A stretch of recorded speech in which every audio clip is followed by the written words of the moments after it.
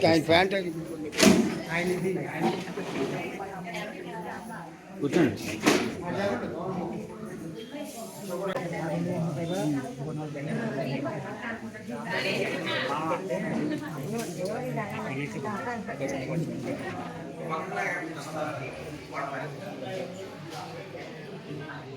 గ్రామంలో వేయించేసి ఉన్న శ్రీ ప్రసన్న వెంకటేశ్వర స్వామి సాయి సద్గురు ప్రథమ వార్షికోత్సవానికి ఇవాళ యజ్ఞం పూజలు పుణ్యావహనం మొత్తం చేశాము.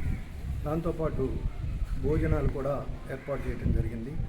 ఆ భగవంతుడి దయ వల్ల ఇదంతా కూడా చక్కగా జరిగింది.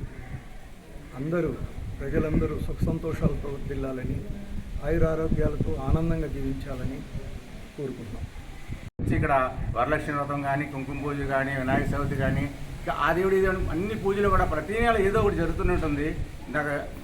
ఈ గ్రామానికి ఎంతో ఉత్సాహాన్ని బలాన్ని చేకూర్చింది.